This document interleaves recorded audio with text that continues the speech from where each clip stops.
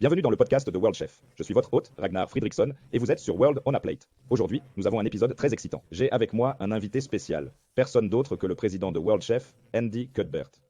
Et vous connaissez Andy, tout le monde, il n'a pas besoin d'être présenté. Il a une grande expérience. Il a façonné les normes culinaires dans les restaurants et les grands hôtels. Sa carrière a débuté à Melbourne, en Australie. Il a ensuite traversé le monde jusqu'à Dubaï, où il a contribué pendant plus de 30 ans à faire de la ville une destination culinaire internationale. Il a occupé de nombreuses fonctions, tant au sein de l'Emirates Guild que de World Chefs, avant d'en devenir le président. Il nous en dira plus à ce sujet. Aujourd'hui, il s'apprête à vivre sa première année en tant que président de World Chefs. Nous allons donc prendre de ses nouvelles, prendre le pouls. Y a-t-il un pouls, Andy ? Bienvenue dans l'émission. Comment va le pouls ? Comment va le bon vieux pouls ? Je suis toujours en vie après près d'un an en tant que président de l'Association mondiale des sociétés de chefs, ou World Chef, comme nous aimons nous appeler. Oui, tout va bien mon ami, tout va bien. Je pense que c'est une réussite en soi. Cela fait 5 au cours des 12 premiers mois. Oh oui, cela a été une période intéressante. 12 mois intéressants, c'était super. Et nous en parlerons. Nous allons parler de, vous savez, le voyage, avec World Chefs au cours des 12 derniers mois. Mais j'aimerais que les gens sachent, comme je vous connais bien, j'aimerais que vous racontiez à l'auditoire un peu de votre parcours, depuis votre enfance à Melbourne, en Australie, en voyageant à travers le monde. Comment devient-on président de World Chef ? Eh bien, devenir cuisinier n'a jamais été un plan, devenir président n'a jamais été un plan. Mais c'est ainsi que la vie se déroule parfois. J'ai quitté l'école vers l'âge de 16 ans et je raconte toujours cette histoire aux gens. J'ai quitté l'école en 5e année ou en 11e année, ou quel que soit le nom qu'on lui donne au lycée, dans une école publique de Melbourne, en Australie, où je suis né. J'ai obtenu un diplôme en musique et en menuiserie. Je me suis donc dit que, si jamais je me retrouvais au chômage, je pourrais me fabriquer un instrument en bois et faire de la musique. Ma mère m'a toujours dit. Ma mère me disait toujours, prends un bout de papier, il faut que tu aies un bout de papier, il faut que tu aies un bout de papier. J'ai donc trouvé un travail, par l'intermédiaire de mon cousin, ma première, dans le secteur de l'hôtellerie et de la restauration. J'ai travaillé dans les banquets de mon cousin au sommet de Kew, une banlieue appelée Kew à Melbourne, surplombant la ville et un terrain de golf. Il y avait là une salle de banquet. Je faisais donc la vaisselle et m'occupais des billets pour les gens qui venaient jouer au golf et je m'occupais un peu de la cuisine avec lui. C'est ainsi que j'ai commencé. Je n'ai aucun souvenir de la cuisine avec ma grand-mère au printemps, des récoltes et de tout ce genre de choses. Ma mère était institutrice de maternelle, mon père était mécanicien automobile. On ne pourrait donc pas être plus éloigné de l'industrie hôtelière si on essayait. En grandissant en Australie, je n'ai donc jamais eu ces bons souvenirs que l'on entend à la télévision et tout ce genre de choses. Mais les souvenirs étaient que la nourriture dans la maison était toujours fraîchement cuisinée et que la nourriture dans la maison était toujours de bonne qualité parce que c'était la grandeur de l'Australie avec ses produits et le pays que nous sommes. Nous avons une agriculture formidable et nous avons d'excellents ingrédients. Mais je n'ai jamais eu l'intention de devenir cuisinier. Lorsque j'ai finalement obtenu un contrat d'apprentissage, j'ai commencé dans un petit restaurant de la banlieue Est. Et j'ai eu la chance d'aller au Box Hill College of TAFE. J'ai fait un apprentissage pendant 4 ans. C'est ainsi que j'ai obtenu mon diplôme. Mon seul diplôme, je ne suis pas allé à l'université, je ne suis pas allé à Cornell, ni à l'EHL, ni à Luson, ni à rien de tout cela. Je ne suis pas allé au Cordon Bleu. Je suis allé à Box Hill TAFE, j'y ai reçu une excellente d'un grand mentor, conférencier et cuisinier, Bernd Huber, qui est toujours très actif au sein de World Chef à l'âge mûr qu'il a. C'est en quelque sorte lui qui m'a inspiré, la première personne que j'ai suivie, puis d'autres en cours de route. Au restaurant, j'ai travaillé avec un grand serveur qui s'appelait Vladimir. Vladimir était tchèque. Il est arrivé en Australie avec son bébé dans les bras, sa fille de 2 ans et sa femme, et ils sont arrivés avec 2 valises. Il a suivi une formation classique de pâtissier, mais il était aussi maître d'hôtel. Il a travaillé dans certains des meilleurs hôtels d'Europe et de Prague. Il était donc une source d'inspiration. Il était une véritable source d'inspiration. Et il m'a conseillé de me lancer dans l'hôtellerie. Il m'a dit, je pense que tu peux faire mieux. Va et travaille dans un hôtel. Il m'a donc trouvé un contact dans un hôtel de charme à Melbourne, le Rockman's Regency. J'y ai fait mon stage, j'ai travaillé avec des chefs européens, ce qui était vraiment bien, parce que je suis australien, je ne suis pas européen. Et puis, j'y suis retourné et j'ai retravaillé avec Vladimir. Vladimir était l'un des serveurs en chef du restaurant. J'étais dans la cuisine. J'étais chef de partie, demi-chef, puis je suis devenu sous-chef dans ce restaurant, dans cet endroit, et je travaillais sur la saucière. Puis je suis retourné dans un restaurant pendant 6 ou 8 mois, puis j'ai retrouvé un emploi au Hilton. Vous savez, juste en entrant par la porte de derrière. J'ai dit au chef que je voulais travailler pour le Hilton. À l'époque, le Hilton était l'entreprise de restauration pour laquelle il fallait travailler. À partir de là, il a suffi d'un coup de téléphone. Après l'avoir remarqué dans les cuisines du Hilton de Melbourne, c'est là que j'ai rencontré Peter Wright. Peter Wright était mon patron, directeur continental de la région Pacifique. Peter et moi nous connaissons depuis longtemps. Et Peter, je crois, était chef de partie à l'époque dans le Garmagé. J'étais dans le Garmagé. Je m'occupais de la cuisine gastronomique. Et c'était cool, on s'est bien amusé. Vous savez, le monde est petit. Et c'est ce que j'ai toujours trouvé dans notre secteur. C'est un monde tellement petit et on rencontre tellement de gens formidables qu'on les retrouve ensuite quelque part. Ensuite, je suis allé voir le chef et je me suis dit, écoutez, il faut que je quitte l'Australie. Il faut que j'aille voir ce que vous faites, vous les Européens. À l'époque, il n'y avait que des Européens qui dirigeaient les cuisines. Je suis donc allé au Gatwick Hilton, à Londres, qui était à l'époque un excellent hôtel avec un restaurant fantastique, un restaurant gastronomique tout simplement génial. Et le chef avait travaillé avec le chef de Melbourne, au Costa Rica, ou à Porto Rico. Le chef cuisinier de Melbourne a donc appelé Patrick John et lui a dit « J'ai un garçon qui veut venir. D'accord, quand tu pourras venir mercredi prochain. » J'ai donc pris mon passeport britannique pour plus de commodité et mon passeport australien et je suis parti. Je me suis dit que j'allais passer 1 an au Royaume-Uni, puis que j'irais au Hilton de Munich et que je reviendrais ensuite en Australie. C'était en 1988. Nous sommes aujourd'hui en 2025. Tout au long de mon parcours, j'ai eu de la chance. J'ai eu des opportunités et j'avais toujours quelqu'un à mes côtés pour me dire « je vais faire ceci, essayez cela ». D'aller ici, d'aller là, et toujours quelqu'un qui reconnaissait mes capacités que je ne reconnaissais peut-être pas moi-même. Et il y avait toujours quelqu'un pour me pousser. Patrick m'a donc poussé, puis le chef suivant, Mick Misen, qui viendra à notre congrès au Pays de Galles en mai, parce qu'il vit maintenant au Pays de Galles. Mick était donc le chef de cuisine. Puis, lorsque j'ai quitté le Gatwick Hilton, j'avais travaillé avec des chefs européens fantastiques. Et les ingrédients, le fromage, la viande et les coquilles Saint-Jacques fraîches d'Écosse, nous faisions notre propre saumon fumé. J'ai vraiment appris beaucoup sur les grands ingrédients, la grande gastronomie, et j'ai appris des techniques de cuisine classique traditionnelle de la part de tous les gars. Gérard au Gamage, il y avait un chef belge appelé Yves Matin qui a toujours une étoile Michelin à Bruxelles. Timothy Bruce, je crois qu'il est encore quelque part en Australie. Il est parti travailler au Hire. J'ai donc eu beaucoup de chance de travailler avec d'excellents chefs. Base, et m'a aussi donné la passion dont j'avais besoin pour devenir chef et de devenir un meilleur cuisinier. Et puis, à la fin de l'année 91, je commençais à avoir un peu froid en Angleterre parce qu'il pleut toujours et que c'est misérable. Alors je me suis dit, d'accord. Je travaillais avec des Sri Lankais, des Malaisiens et des Indonésiens et nous étions très multiculturels dans la cuisine.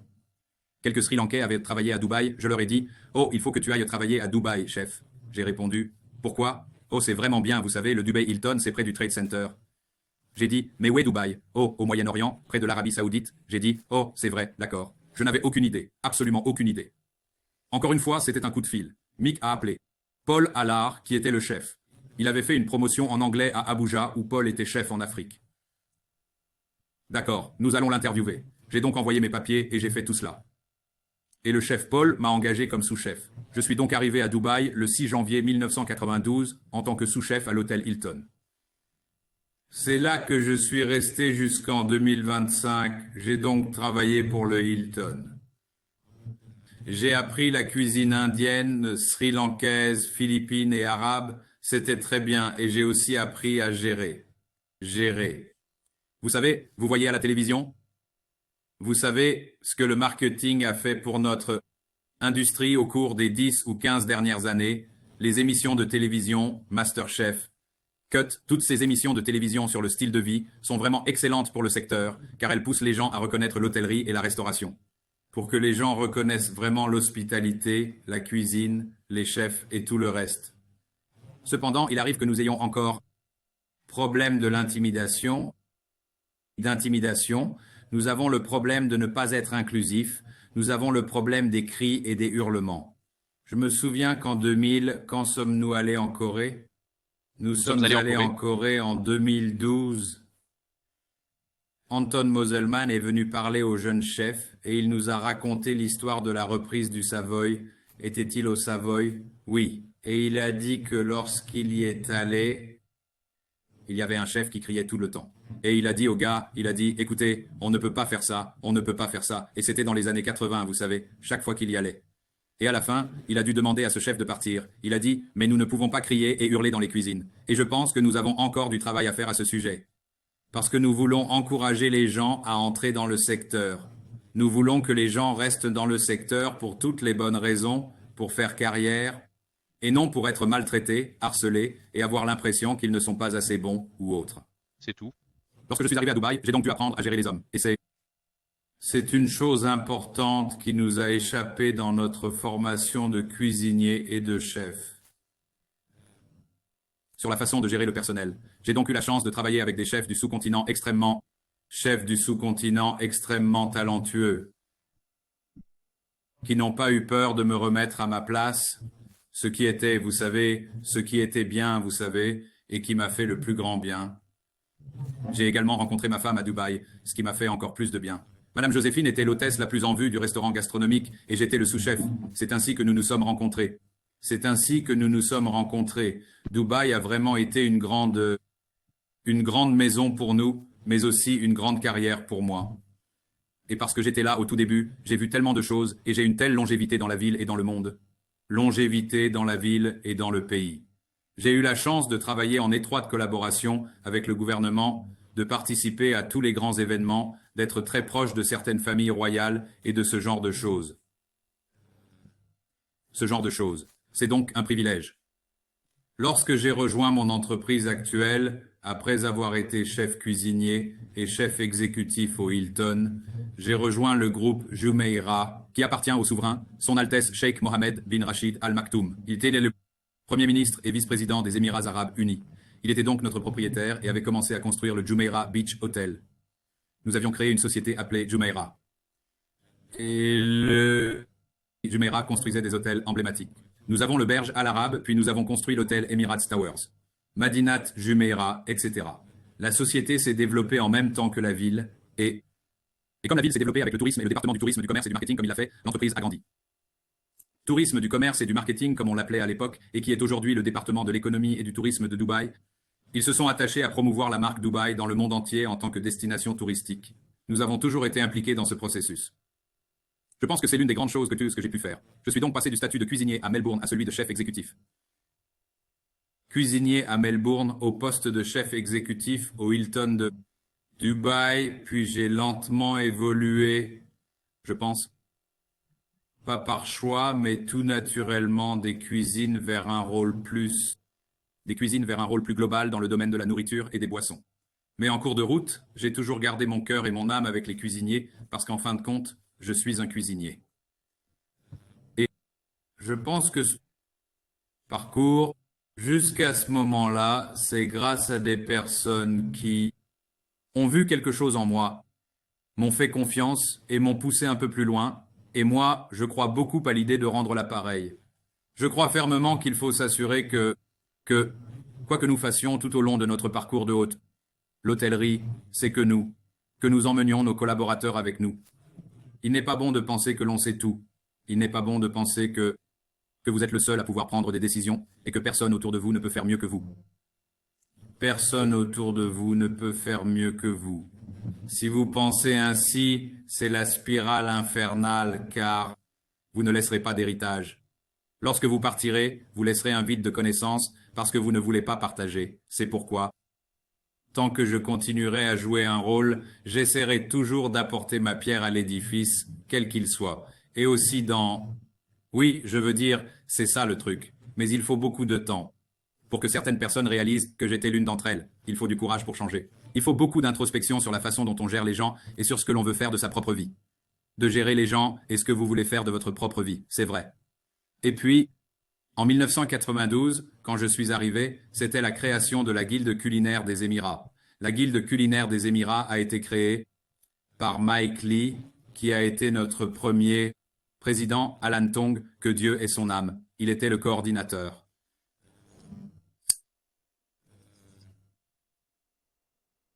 Oh, quel est son nom?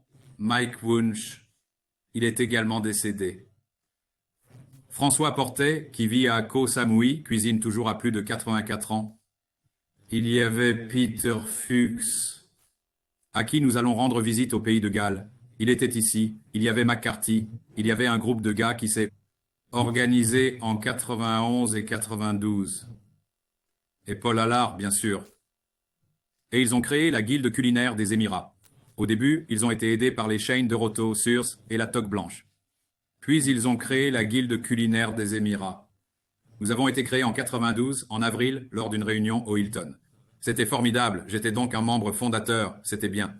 Puis en 1994, Mike et Alan se sont rendus à Stavanger.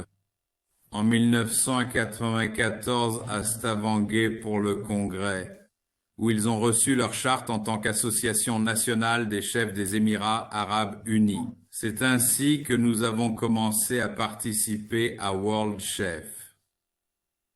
L'aventure a ensuite pris un tournant, car j'ai eu la chance de me voir confier la responsabilité de l'alimentation et des boissons à l'hôtel Emirates Towers. À l'époque, l'hôtel Emirates Towers était le nec plus ultra en matière de restauration, à la pointe de la technologie. Et, vous savez, des gens comme Otto Weibel de Singapour et ceux qui venaient à nos concours culinaires venaient prendre des photos de ce que nous faisions. À l'époque, nous allions à Singapour et à Hong Kong pour voir ce qu'ils faisaient. J'ai donc eu beaucoup de chance. Encore une fois, j'ai été poussé par la directrice générale, mademoiselle Doris Grafe, avec qui j'ai travaillé au Hilton. Elle était directrice des chambres et directrice des chambres du Hilton, et j'étais sous-chef. Nous étions de grands amis, et nous le sommes toujours. Et elle m'a dit, vous aussi, tu t'occuperas de la nourriture et des boissons. Et c'était juste incroyable. Vous savez, les gens que j'avais plus de 600 employés, 19 points de vente. Et certains d'entre eux, tous, pas certains, tous les collègues, tous les chefs, tous les serveurs, tous les directeurs de restaurants étaient tout simplement excellents. Marco Tarazzo est toujours le chef exécutif de Grosvenor House. Il était le chef responsable de notre restaurant italien ouvert toute la journée, par exemple. James Viles d'Australie dirige un restaurant à Sydney. Il y a donc beaucoup de gens qui ont très bien réussi. Certains de nos stagiaires sont devenus directeurs généraux, des directeurs de la restauration, qui travaillent maintenant dans des entreprises. J'ai donc eu beaucoup de chance. J'ai eu beaucoup de chance. J'ai également été très impliqué dans tous les énormes services de restauration, 5000 événements dans le désert, spectacles aériens, dîners de gala, golf, tennis, etc. Le tennis. Je dirigeais les 3 grands tournois de golf. J'ai donc eu l'occasion de travailler dans le domaine de la restauration. La nourriture et les boissons. J'ai donc enlevé la veste blanche et mis une veste noire, mais j'étais toujours lié à la cuisine parce que je m'occupais de l'arrière-boutique et que j'avais commencé à travailler dans le secteur de la restauration et des boissons. En 2010, je suis devenu directeur général de l'un de nos hôtels. À ce moment-là, je suis allé dans le désert. Et j'ai passé 1 an dans le désert dans un hôtel, puis je suis revenu en 2011 à Madinat Jumeirah, qui était tout simplement phénoménal. Je suis donc toujours en contact avec cet hôtel où je m'occupe d'événements et de restauration. J'ai ensuite été directeur général de l'un des hôtels de la région. J'ai de nouveau travaillé avec des hôteliers fantastiques.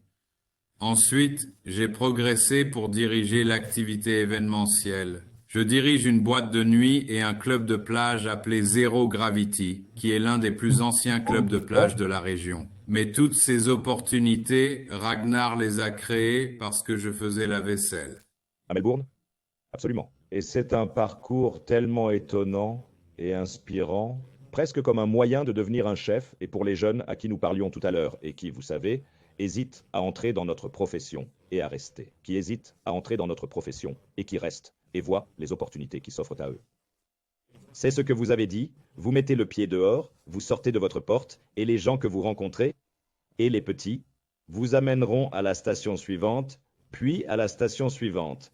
Et c'est alors une industrie étonnante comment vous pouvez progresser et voyager dans le monde entier, progresser dans votre carrière et vivre toutes ces expériences avec toutes les personnes que vous rencontrez en chemin. Vous avez cité beaucoup de noms, et vous savez, ce sont toujours des gens que l'on voit dans le monde entier. Personnes que l'on voit partout dans le monde est si petit. C'est une source d'inspiration pour les jeunes de réaliser que tout est possible dans ce secteur. On peut vraiment passer de votre petite ville natale de Melbourne à n'importe quel endroit de la planète. Oui, Ne je veux pas dire, s'attendre à y aller. La Oui, je veux route dire, est vous devez longue. saisir les opportunités qui vous sont offertes, n'est-ce pas? Si vous n'avez pas le courage de sortir de votre zone de confort et de le faire, mais c'est aussi notre travail d'inspirer les gens à rejoindre l'industrie. Et ce n'est pas une voie rapide vers la célébrité. Il faut travailler dur, il y a beaucoup de tâches répétitives et ennuyeuses, comme j'avais l'habitude de l'appeler, mais il y a tellement de la cuisine.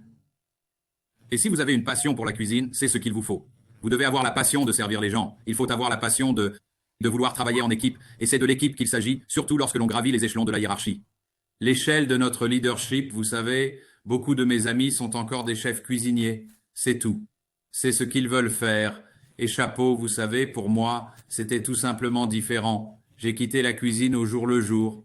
Mais j'ai gardé le contact avec World Chef, avec l'Emirates Culinary Guild, et grâce à l'enseignement dispensé par l'école de l'ICCA ici, et les autres écoles où l'on me demande de siéger au sein de conseils consultatifs. Ces connaissances sont donc également partagées dans le cadre de l'éducation. C'est vrai. Et je pense que, vous savez, l'aspect éducatif est le plus important, et c'est ce que nous, World Chef, attendons vraiment, vraiment avec impatience.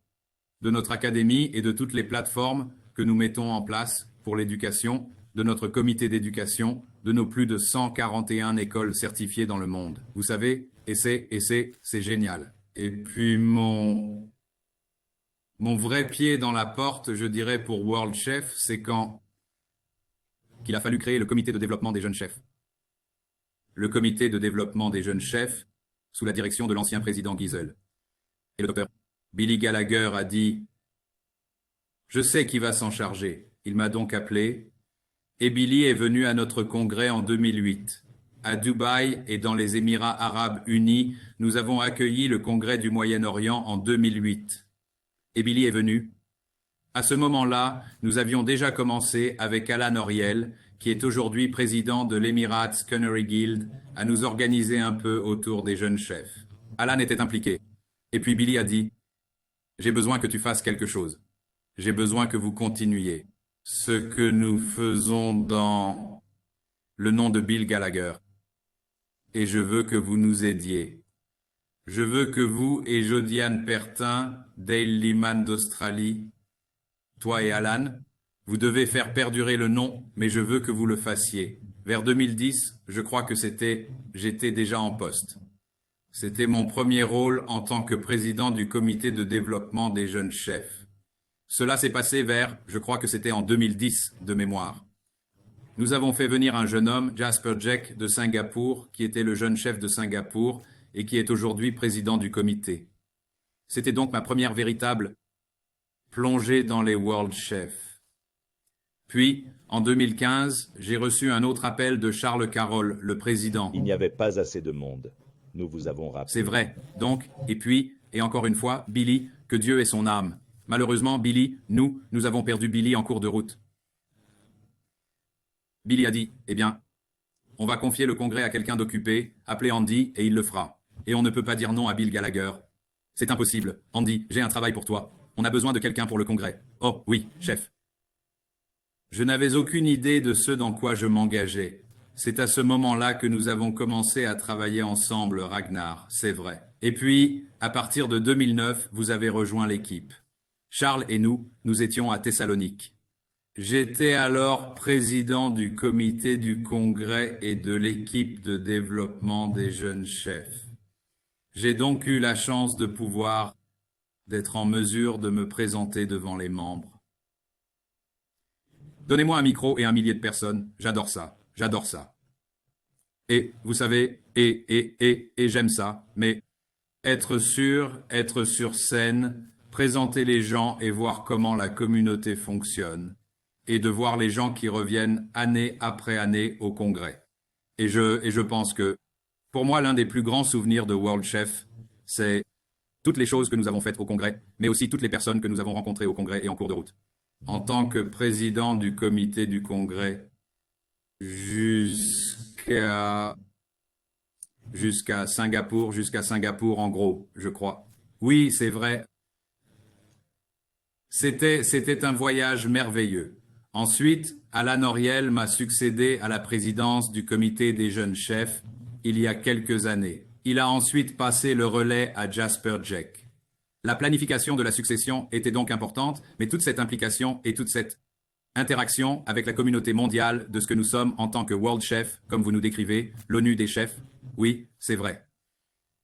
C'est, encore une fois, d'étendre le réseau. Et donc, vous savez, j'ai eu ce voyage incroyable avec World Chef jusqu'à ce point, en apprenant à connaître les gens, en organisant des concours culinaires, en voyageant avec les chefs, en organisant des concours culinaires, en voyageant avec de grandes délégations avec Uwe Michel, notre président. Uwe et moi, Uwe a été président de la Guilde pendant, je crois, 24 ou 26 ans, et j'ai été président pendant 24 ou 26 ans. Je ne me souviens pas exactement de la durée, mais cela a continué. Et puis, Uwe et moi, vous savez, et l'équipe de la Guilde, nous avons dit non, nous devons aller dans le monde. Nous devons faire sortir le drapeau des Émirats arabes unis. Et nous allons aller en Allemagne. Et c'est parti pour les Jeux olympiques de 2012. Puis nous y sommes retournés tous les 4 ans. Puis nous sommes allés au Luxembourg et ensuite, vous savez, nous avons commencé à amener nos garçons et nos filles, nos Indiens, nos Sri Lankais, nos Indiens, nos Philippins, nos Indonésiens. Nous avons amené tous les artistes pâtissiers, les artistes. Nous avions une équipe de seniors, une équipe de jeunes chefs. Malaisie, Singapour, Hong Kong. Luxembourg, Allemagne, vous savez, vraiment les Maldives poussent nos gars dans le monde international, où nous avons très bien réussi. Où nous nous sommes très bien débrouillés. C'était un autre moment de fierté pour nous en tant qu'individus, mais aussi pour la Guilde de la façon dont nous avons réussi à obtenir la confiance de la communauté internationale. Avons réussi à faire en sorte que les Émirats arabes unis dans l'arène des concours culinaires, dans l'arène des compétitions culinaires internationales, et à obtenir de si bons résultats. Vous savez, nous revenions avec 60 médailles d'or, 70 médailles d'or. Oui, il y a eu un moment où, je me souviens qu'à l'une des cérémonies de remise des prix en Allemagne, je crois que c'était Christian, le maître de cérémonie. C'était soit l'Allemagne, soit il a dit « Est-ce que vous pouvez rester sur scène ?» De haut en bas, de bas en haut. L'ayons fait, apporter les médailles. Mais nous avons eu de la chance, vous savez. Nous avons eu de la chance de pouvoir faire venir 40 ou 50 personnes, vous savez, du monde entier, vous savez, et de faire tout ça. Et je pense que pour moi, c'était l'un des meilleurs moments jusqu'au 24 octobre 2024. C'était une autre chose. Et puis, devenir président, jamais. Je veux dire que quelqu'un m'a harcelé pendant 4 ans pour que je devienne président et j'ai continué à lui dire non. Le Japon? Le Japon. Mais vous savez, en mûrissant, je suppose, Ragnar, et en voyant les choses changer, et si vous voyez une opportunité, et si vous... Tu sais, Billy disait toujours pour les chefs du monde... Et c'est toujours, ce n'est pas à propos de l'individu, c'est à propos de, tu sais... Eh bien, pour les chefs, il s'agit de la communauté mondiale. Et je pense que cela a été important pour moi. Et puis, m'impliquer de plus en plus en travaillant avec le bureau pendant toutes ces années, en voyant ce que le bureau faisait, en voyant comment l'association évoluait, voir comment nous changions en tant qu'association. Nous étions-nous un peu perdus dans certaines choses? Oui. Étions-nous sur la bonne voie dans d'autres domaines? Oui, nous sommes sur la bonne voie, et nous le sommes toujours. Mais j'ai pensé, eh bien, peut-être que je devrais le faire. J'ai donc contacté un certain nombre de personnes. L'une d'entre elles, bien sûr, étant Uwe, je lui ai demandé « Qu'en pensez-vous, chef? Devrions-nous le faire ?» Il a répondu « Oui, d'accord, faisons-le. » Ensuite, j'ai contacté Rick. Et Christina, bien sûr, et Alain Ostert. C'est ainsi. Et c'est ainsi que nous avons constitué une petite équipe de personnes qui n'avaient pas tous le même esprit, pas tous de la même ville, pas tous de la même génération, pas tous du même milieu. Et c'est ainsi que nous sommes parvenus à notre noyau dur, de nous mettre en avant pour jeter notre chapeau dans l'arène, à la présidence. Et c'est ainsi que nous avons commencé, vous savez, ce n'est pas avant 2022 ou 2023, je dirais, que j'ai dit, d'accord, essayons. Vous savez, j'ai dit, essayons. Et nous, vous savez, nous n'allons pas réinventer le monde. Ce n'est pas sorcier, ce n'est pas cassé. Mais que pouvons-nous faire d'autre pour l'améliorer? Et ce que je voulais dire, c'est que nous avons pris le relais en 96 ans, le jour de la 96e année. 96 ans, la 96e année. Et ce qui m'a le plus marqué, c'est que dans 4 ans, nous aurons 100 ans. Et vous et moi avons eu cette discussion à Thessalonique, quand j'ai dit Ragnar, quand nous étions allongés dans le hall de l'hôtel le lendemain, épuisés après que tout le monde soit rentré chez soi, nous étions, vous savez, nous étions allongés. J'ai dit qu'il fallait aller à Paris. Oui, j'ai dit, le congrès de 2028 doit être à Paris. Comment faire entre 2016 et 2028? Nous avons le temps. Mais cela a toujours été une sorte de rêve ou d'idée que nous devions ramener l'association à la maison pour son 100e anniversaire. Et je n'avais aucune envie, aucune idée, aucune motivation, aucun désir d'être président. De volonté ou de désir d'être président. Mais quand je regarde le ruban présidentiel, je me rends compte qu'il n'y a rien à faire. Ruban présidentiel. Et en bas, il est écrit 1928. Auguste Escoffier. Et en 2028, il y aura mon nom. C'est quelque chose qui touche le cœur, qui touche le cœur. Quelque chose qui touche le cœur, qui touche. Waouh, vous savez, le gamin de Melbourne est sur ce ruban à côté de certains des plus grands chefs du monde et du chef des chefs. Et je pense que c'était un bonus, vous savez, vous savez, il n'y a jamais eu de planification pour cela, jamais dans mon esprit, vous savez, c'était juste la façon dont les choses se déroulent, c'est ainsi que les choses se passent. Ensemble. Ce message est juste, vous savez, pour les jeunes qui travaillent tous les jours, vous savez, vous devez continuer à travailler. Et puis, et si vous avez des opportunités, saisissez-les, foncez. Une autre bonne chose, une autre grande déclaration d'Anton, c'est qu'il faut juste le faire. Oui, foncez, oui, foncez. Et c'est ainsi que nous avons en quelque sorte levé la main. On a levé la main et on a dit, d'accord, on va se présenter comme président. Vous savez, et puis, nous sommes partis. Et nous voilà. Pour faire court, vous voilà président 1 an plus tard. Et donc, non, c'est une belle histoire et c'est très très inspirant. Et maintenant que vous savez, vous êtes 1 an dans votre mission. Qu'est-ce qui a été remarquable au cours de la première année, des 12 premiers mois de votre présidence? Qu'avez-vous observé et, vous savez, comment pensez-vous que les choses évoluent? La route sera longue. Longue route.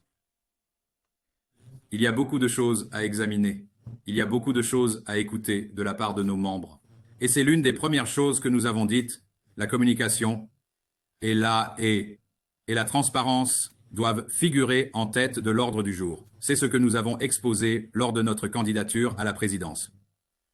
Nous nous sommes également penchés sur la gouvernance et sur la manière dont nous devrons gérer les chefs du monde.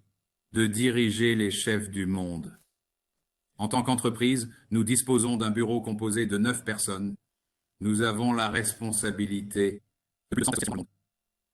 Et plus de 100 associations dans le monde. La communication doit être améliorée. Et puis, bien sûr, la gouvernance a été l'un des points les plus importants que nous avons écoutés au cours du dernier congrès. Autour des statuts et du règlement intérieur. Les membres ont demandé à ce qu'ils soient révisés. Cette révision est en cours. Nous avons le premier, le deuxième et le troisième projet de règlement intérieur qui viennent d'être publiés. Nous avons dit que nous demanderions aux juristes français de l'examiner parce que, à mesure que nous nous éloignons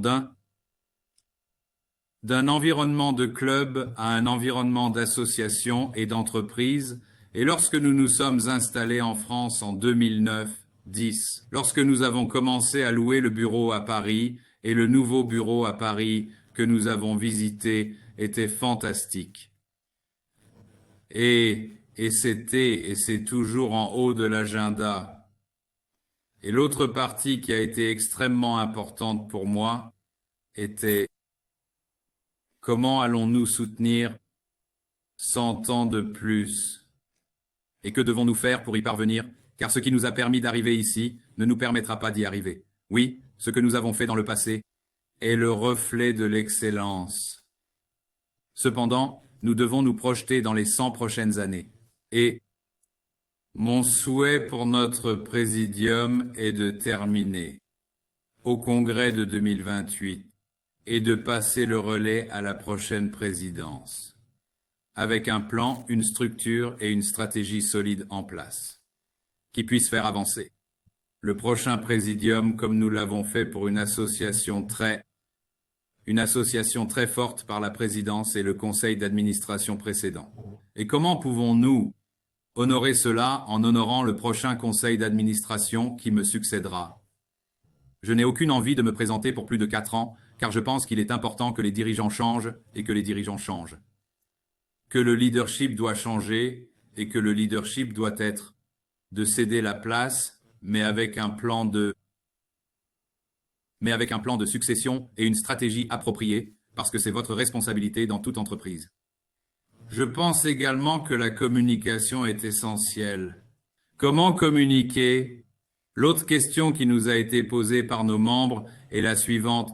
Que faites-vous pour moi? D'accord. Nous pouvons revenir sur la phrase de JFK disait à son peuple, ne demandez pas au pays ce qu'il peut faire pour vous, mais ce que vous pouvez faire pour le pays. Mais nous devons écouter la majorité et non la minorité. Nous devons comprendre que nous sommes un mondial. Nous ne sommes pas un corps européen, nous ne sommes pas un corps asiatique, nous sommes un corps mondial. Et il y a tant de diversification, tant d'économies d'échelle différentes, tant d'idéaux, de cultures, Nous devons comprendre la diversité des idéaux, des cultures et des héritages si nous voulons croire que nous sommes l'Organisation des Nations Unies. D'héritages que nous devons comprendre si nous voulons croire que nous sommes l'ONU les chefs cuisiniers ou dans ce domaine.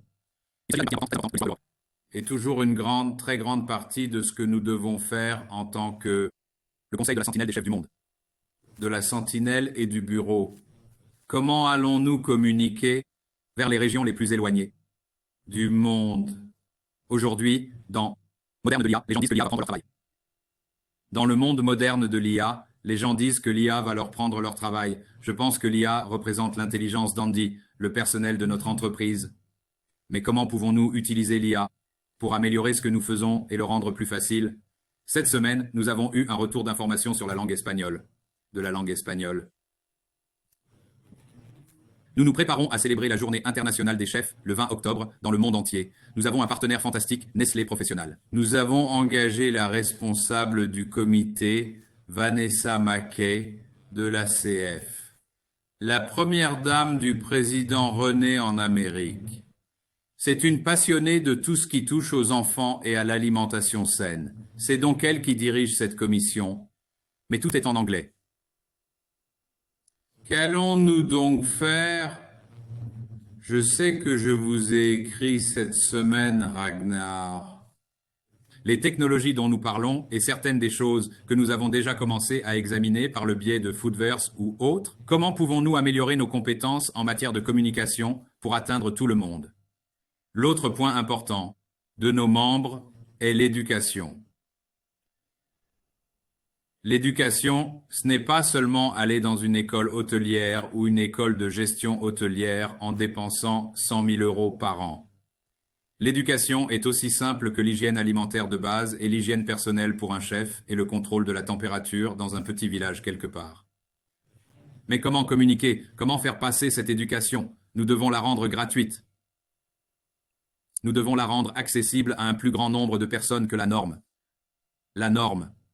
Je pense que c'est un défi. Nous avançons dans la bonne direction. Nous disposons d'une base solide de directeurs continentaux qui conduisent de maintenant avec leur président, mais nous avons encore besoin d'augmenter les niveaux d'engagement. L'éducation nous donnera également plus de crédibilité auprès de nos membres. Crédibilité auprès de nos membres. S'ils voient ce que nous faisons, ils pourront s'adresser à de nouvelles associations ou à leur ministère du tourisme ou de l'éducation. Nous sommes membres de l'Association mondiale des sociétés de chefs. Ils font 1, 2, 3 pour nous. Ils vont nous aider avec nos chefs sur le terrain. Vous savez, j'ai parlé longuement au ministère au Ghana et au Libéria, par exemple. La seule chose qu'ils me demandent, c'est ce que vous allez faire pour les cuisiniers sur le terrain. Nous devons donc nous pencher sur cette question. Le monde. Chef est comme un pétrolier dans l'océan, il met du temps à tourner. Ce n'est pas un zodiaque qui peut se déplacer à toute vitesse, car il y a un processus, un état d'esprit, mais aussi un héritage. Il y a aussi ce que nous savons qu'il faut faire, mais comment faire pour que tout le monde s'y mette? Pour moi, l'élément le plus important est la communication. Le 18 de ce mois, j'organise une conférence gratuite avec Andy. Tous les présidents d'Europe commenceront. Le prochain sera celui des Amériques en novembre. Il sera 23 heures ou minuit à mon heure, 10 heures du matin pour eux. Puis ce sera le Pacifique, l'Asie, et ainsi de suite. Et c'est uniquement pour écouter nos présidents. Et ce n'est que pour les présidents. Je n'aurai pas le conseil d'administration. Je recevrai les directeurs continentaux d'Europe, bien sûr. J'aurai le directeur continental de l'Amérique, par exemple, des Amériques. Mais il y aura les présidents et un directeur continental et aucun sujet ne sera tabou. La communication est donc essentielle.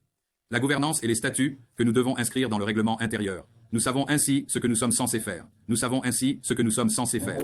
Et une fois que le règlement est fait, il faut le corriger. Je suis très reconnaissant à John Sloan d'avoir repris la présidence du règlement intérieur comme il l'avait fait en 2016. Avec l'équipe de professionnels très matures et expérimentés, mais aussi des personnes qui ont été dans leurs propres associations et des chefs du monde dans ce rôle plus administratif. Nous avons Don Gravakis du Canada, Hazel Mulberry d'Écosse, Tori d'Islande, et puis, bien sûr, Ray McHugh des Amériques, sous la direction de John.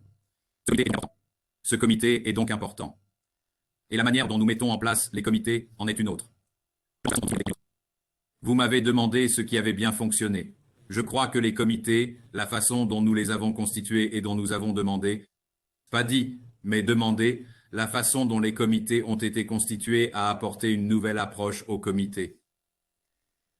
Les commissions, pour moi, sont la voix et les exécutants de ce que nous disons que nous allons faire dans les chefs du monde. Nous avons un certain nombre de très bons chefs de file, de responsables de comités. Certaines personnes font partie des comités depuis un certain temps. Dans certains comités, c'est la même personne qui est en charge. Mais la demande de ces comités est de préparer les deuxième et troisième niveaux, tout comme vous l'avez fait dans le passé. Et la troisième couche, comme vous le faites dans n'importe quelle cuisine, n'importe quel hôtel ou n'importe quelle entreprise, où en est votre plan de succession? J'utilise l'exemple de Feed the Planet pour illustrer mon propos. Chris Kotke a souhaité prendre du recul. Il s'est retiré, mais Shona était là. Shona a pris la relève. Mais Chris est toujours là, en arrière-plan, pour apporter son soutien. Et je pense qu'il est important de ne pas... Exactement. Nous maintenons l'élan parce que les gens ont fait beaucoup de travail pendant 4 ans. Il ne s'agit pas de les mettre à la porte, d'en prendre d'autres et de recommencer. Cela ne me convient pas. Nous avons également Will Mott, qui dirigeait World Chef Without Borders et qui a gracieusement accepté de rester jusqu'en mai. Et ici, il prépare une deuxième personne. Ce qui est formidable. Les directeurs continentaux forment également des personnes qui deviendront vice-présidents ou vice-présidents adjoints, là où il y a le plus de monde. CD adjoint, là où le besoin s'en fait sentir. En Asie, il y avait un besoin. L'Afrique, le Moyen-Orient, il y avait un besoin. Vous savez, en Afrique et au Moyen-Orient, il y a l'arabe, l'anglais, le français, l'allemand, différentes langues issues de l'héritage du continent africain. Au Liban, par exemple, les gens parlent l'arabe et le français. Il fallait donc un mélange. Nous avons donc l'arabe, le français et l'anglais. Francophone et une représentation africaine. Représentation africaine. L'Afrique du Nord, l'Afrique centrale, le Moyen-Orient, plus notre directeur continental. Je pense donc que les comités... Nous avons ce grand groupe de personnes. Vous savez, les gens disent « Oh, vous allez devoir voyager, vous allez devoir faire ceci et vous allez être tellement occupé. » J'ai dit « Attendez une minute. Si nous avons 14 personnes dans un conseil d'administration et que nous avons 97 présidents et 100 présidents et 15 chefs de département, c'est-à-dire les commissions et 197 personnes en dessous, nous pouvons dire qu'il n'y a pas d'autre solution. C'est-à-dire les comités et 197 personnes en dessous. N'est-ce pas suffisant pour faire passer le message? C'est vrai, oui. Je veux dire que je constate que l'année dernière, il y a eu beaucoup de consolidation. Il y a eu beaucoup de restructuration et une sorte de stabilisation de beaucoup de ces choses que vous avez mentionnées, qu'il s'agisse de gouvernance, de règlement ou de comité, et en fait, de donner aux gens des tâches à accomplir. Des comités et en fait, de confier des tâches aux gens. Je voudrais juste revenir sur ce que vous avez dit, vous savez. Vous pensez aux 100 prochaines années et à la façon dont les choses peuvent être difficiles à changer. Comme vous le savez, j'ai commencé en 2009. Et nous avons tenu notre première réunion stratégique avec des personnes sélectionnées dans l'industrie pas seulement dans notre Boys Club, mais dans l'industrie et dans d'autres secteurs. Nous avons créé ce plan et nous avons utilisé la doctrine de Billy Gallagher, selon laquelle il y avait déjà une dizaine d'années de retard.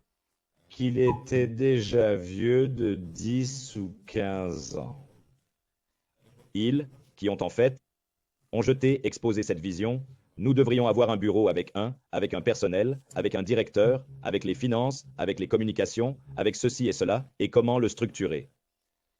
En gros, c'était les piliers qui ont été définis par Billy Gallagher 15 ans plus tard. C'est ce sur quoi nous nous sommes appuyés depuis 2012. Nous avons eu une discussion à ce sujet.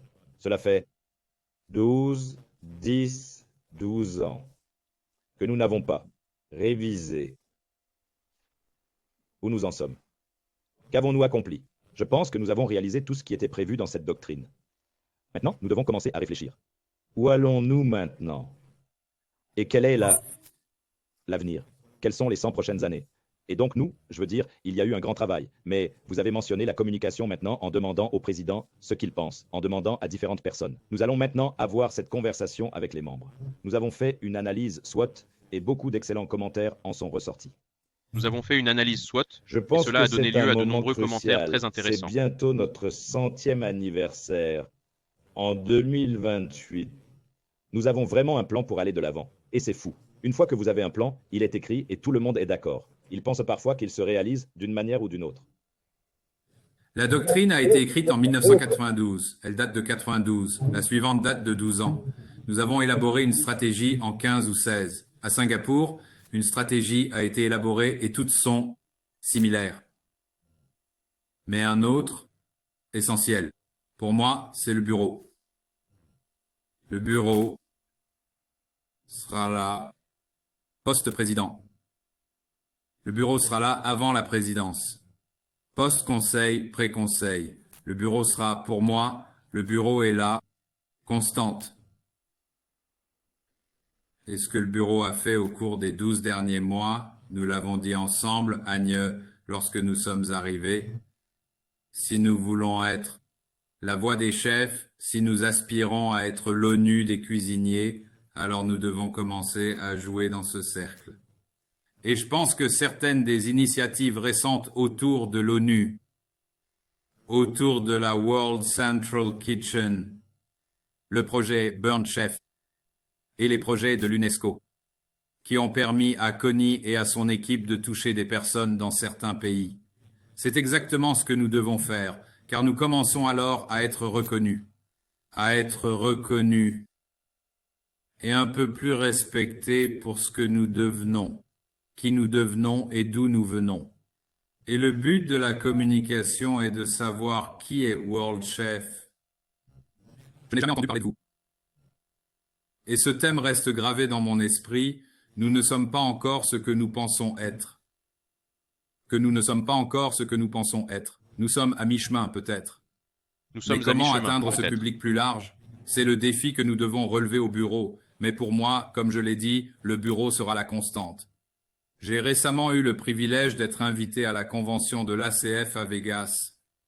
À Vegas, 141 chapitres, 3 chapitres internationaux et des écoles reconnues en dehors de leur pays avec un bureau de 26 personnes. L'Afrique du Sud, une structure similaire. L'Inde, une structure similaire.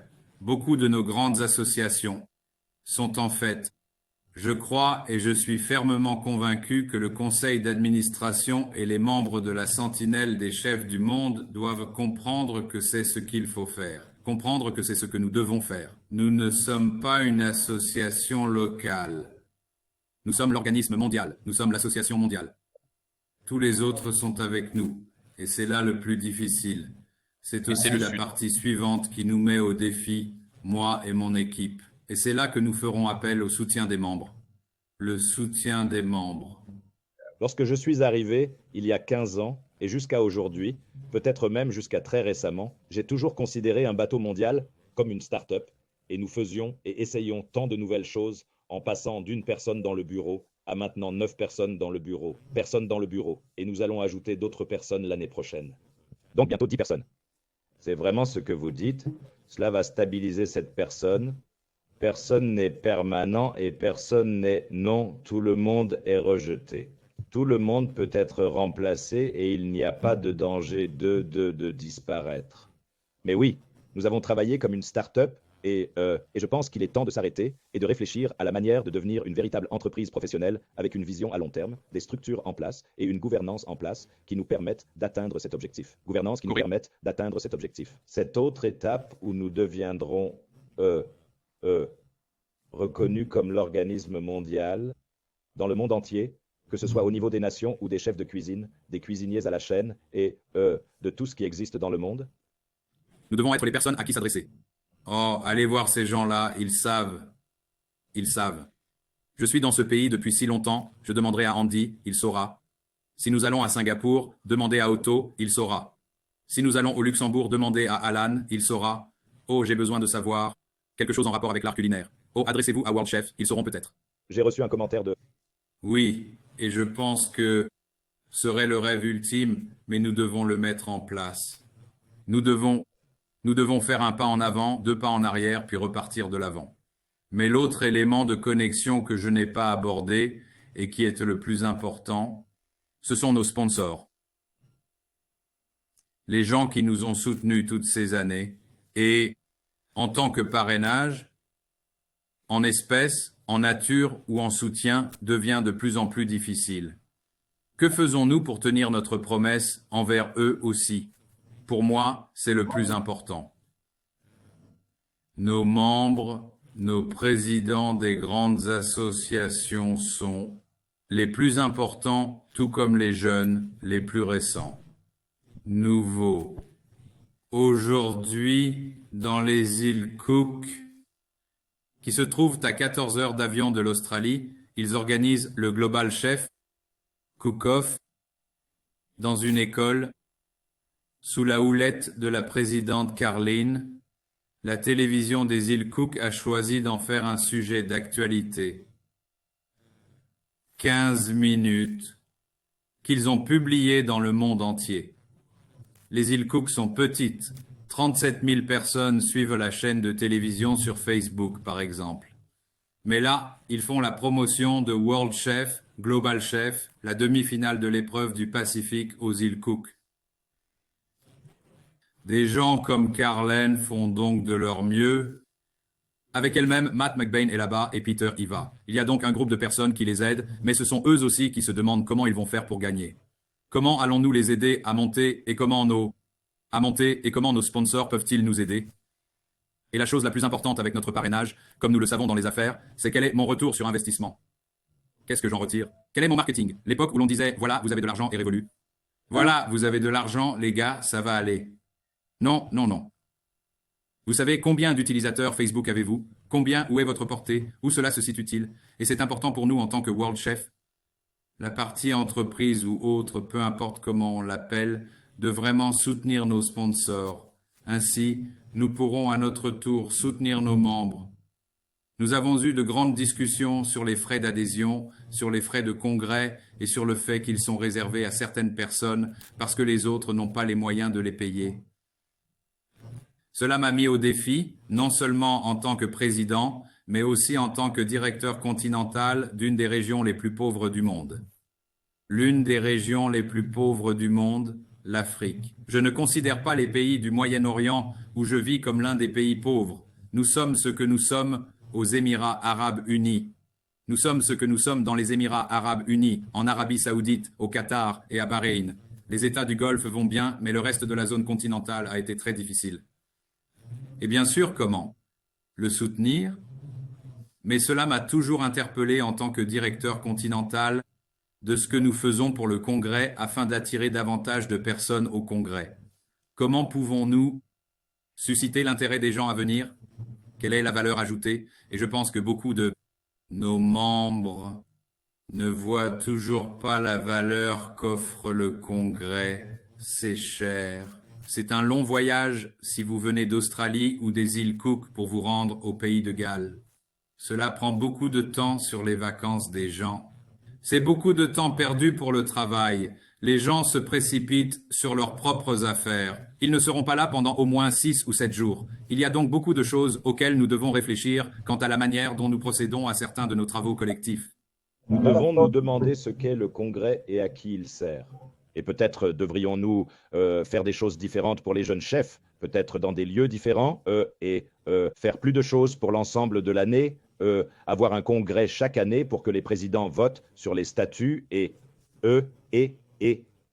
les finances, et avoir un grand rassemblement de chefs avec des démonstrations et des compétitions. Et donc, une grande réflexion à mettre en place. Qu'est-ce que le congrès et qu'est-ce que nous voulons que les événements physiques se rejoignent?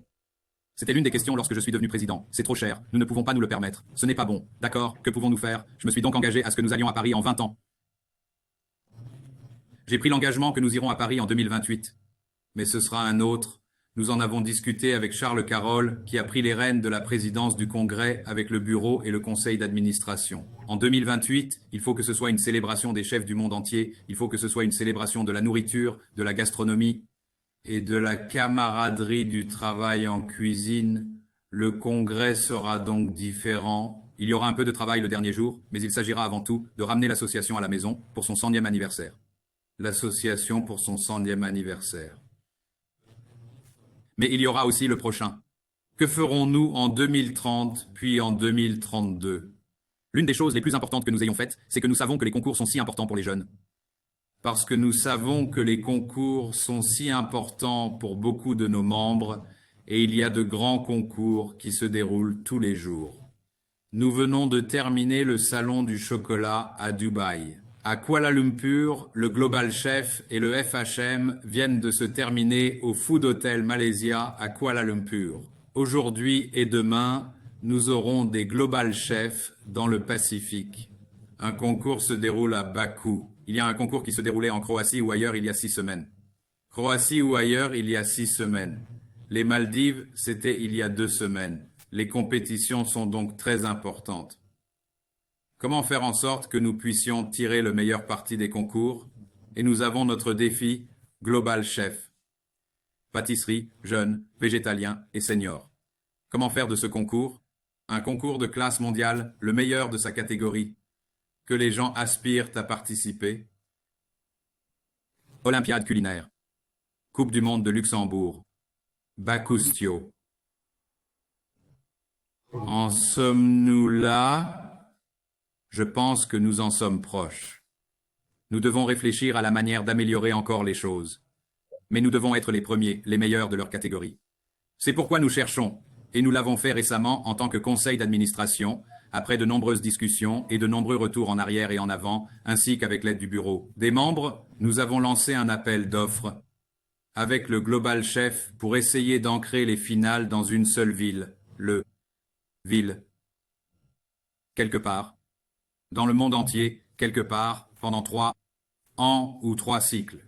Ensuite, il y aura les demi-finales. Cela donne de la stabilité à la compétition. Cela donne une date fixe, mais cela l'enlève aussi au Congrès.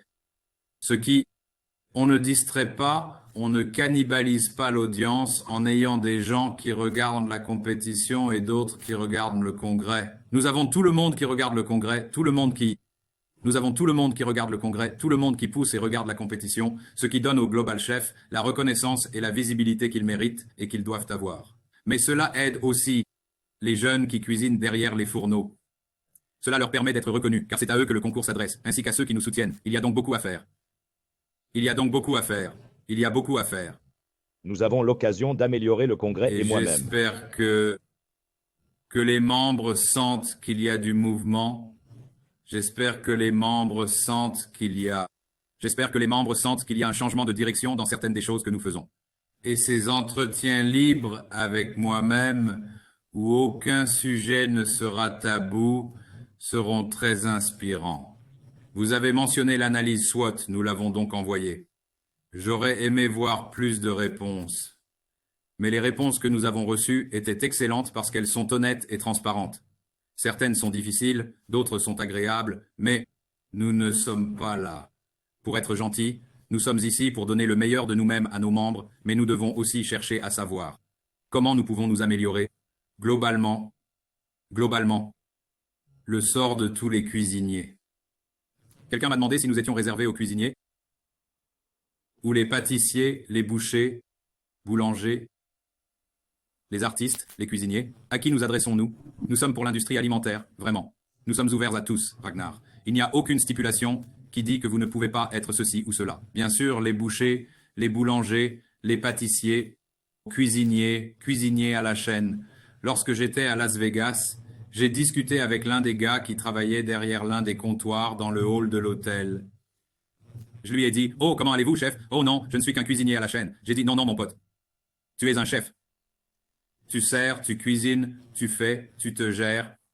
Ne te rabaisse pas. Pour moi, si nous sommes tous pareils, alors nous sommes des cuisiniers parce que nous cuisinons.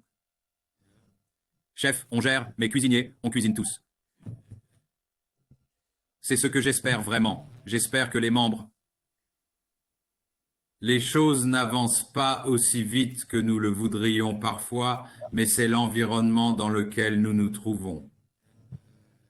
Et nous devons nous assurer que nous comprenons les 96 années passées, de communiquer pour les 100 prochaines années, mais aussi de savoir comment nous y arriverons dans les 3 prochaines années, parce que, vous le savez, il y a déjà 1 an de passé et encore 3 ans à venir. Le congrès a lieu en mai. Nous avons eu un congrès en octobre. Nous en avons déjà un autre en mai 2026. Nous sommes donc le 28 octobre 2028, ce qui n'est pas très loin quand on y pense. Non, non, non, retour à Paris. Et puis, il y aura une autre élection, et puis il y aura un autre tour de scrutin. Mais c'est une célébration. Le congrès à Paris, pour moi, concerne nos membres et le 100e anniversaire de notre association. Et tout ce que nous ferons d'autre, nous devrons le faire. Nous devons voter. Nous devons faire tout ce que nous voulons. C'est très bien. Mais nous devons vraiment considérer Paris comme un rassemblement de la communauté des cuisiniers du monde entier pour rentrer chez eux et profiter ensemble de la gastronomie et de l'artère des cannabinoïdes. Merci Andy, du bon fromage et du Oui, bon c'est pain. vrai. C'est tout. C'est tout. C'est tout ce dont nous avons besoin à la fin. Mais oui, non, merci pour nous. Nous avons abordé beaucoup de choses et certainement... vous savez, la conclusion est que nous devons penser aux 100 prochaines années. Il n'y a donc pas lieu de se précipiter. Nous devons interroger les membres. Nous devons analyser les choses correctement et aller de l'avant. Comme vous l'avez dit, ils font avancer le pétrolier lentement dans la bonne direction. Ainsi, nous ne basculons pas. Et sur nos propres pieds. Et donc, merci pour partager cette vision avec nos membres qui pourraient être impatients de voir des changements maintenant, mais vous savez, pour comprendre que cela demande de la réflexion, du temps et de la planification, pour que ce soit bon pour l'avenir du chef cuisinier mondial. Donc, c'est... Oui, parce que ce n'est pas mon association, c'est notre association. J'ai juste été nommé par les membres pour m'assurer que les dirigeants, le conseil d'administration, le bureau, les directeurs continentaux, et nous tous fassions ce qu'il faut et travaillons ensemble pour une cause commune. Et les directeurs continentaux, et nous tous faisons ce qu'il faut et travaillons ensemble pour une cause commune, parce que c'est la responsabilité. Et il s'agit, comme le dirait Billy, de l'intégrité des chefs cuisiniers du monde. C'est exact, nous ne travaillons pas pour Andy, nous ne travaillons pas pour Ragnar, nous travaillons pour les membres, nous avons été élus par les membres, nous travaillons pour les membres. Et je suis plus qu'heureux pour n'importe lequel de nos membres, présidents, les anciens présidents, les présidents des associations nationales, leurs secrétaires généraux, leurs membres, posent des questions.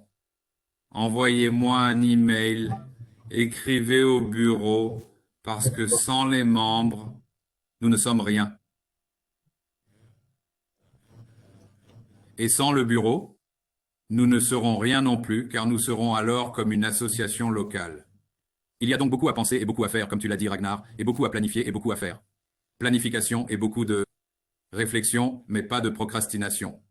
Nous ne pouvons pas remettre à plus tard. Nous devons agir, nous devons prendre des décisions difficiles. Et ensuite, nous prenons des décisions difficiles, mais des décisions difficiles qui ont été réfléchies, qui sont d'intégrité et qui sont ouvertes et transparentes. De la raison pour laquelle nous prenons cette décision. Merci Andy, merci beaucoup de nous avoir rejoints. Et c'était très instructif et j'ai hâte d'être à l'avenir. C'est une période passionnante et oui, les choses vont vraiment de l'avant. Donc, nous serons pédalés, comme vous le dites toujours. Nous pédalons comme nous devons le faire. Il le faut. Et je crois toujours que nous sommes dans la meilleure industrie du monde. Absolument. Le gamin de Melbourne n'arrive pas à croire qu'il est assis ici à parler aux Vikings. Sur Zoom. De Dubaï, aux Émirats Arabes Unis, en tant que président des chefs cuisiniers du monde. À notre directeur général dans notre bureau de Paris, et nous approchons du 100e anniversaire. C'est passionnant. C'est une leçon d'humilité. C'est tellement cool. C'est vraiment bien. Merci, Andy. Et merci à tous d'avoir écouté.